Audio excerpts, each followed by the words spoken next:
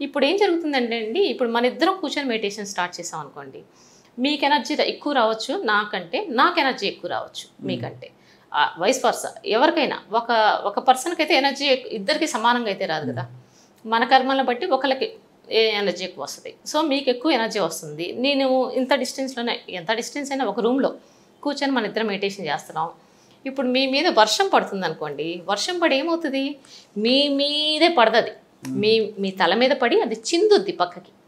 చినుకులు పక్కకి స్ప్రెడ్ అవుతాయి. ఆరా స్ప్రెడ్ అవుతుంది. ఎగ్జాక్ట్‌లీ. ఆ ఎనర్జీ కూడా పోరింగ్ ఎనర్జీ. వర్షంలానే పడుతుంది మన మీద.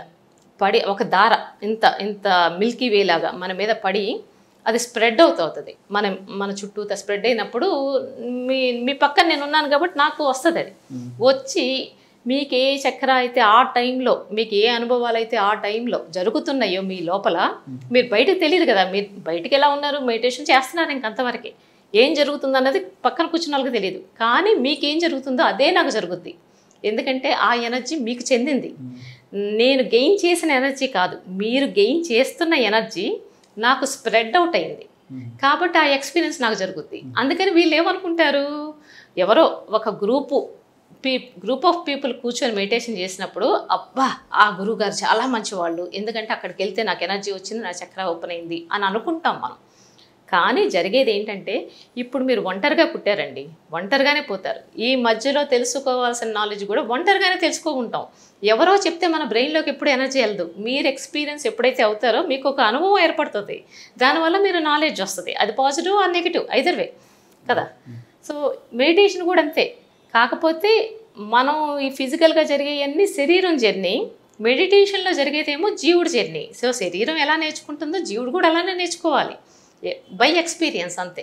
సో ఏ బుక్ చదివి కానీ, అంటే నేను రాసినప్పుడైతే రాశాను కానీ బుక్ చదివి నాలెడ్జ్ రాదు.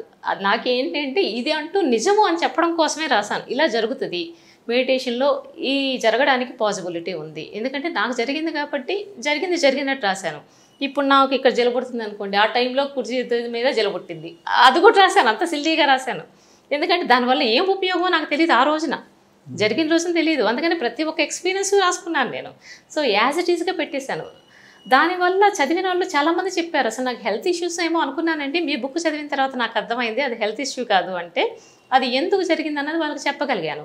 ఓ చాలా థ్యాంక్స్ అండి మీరు ఇలా అదే క్లారిటీగా చెప్పినందుకు అని చెప్పేసి అలా అమ్మయ్య అనిపించింది నాకు. అంటే రాయడమే మంచిదైంది అని అర్థం.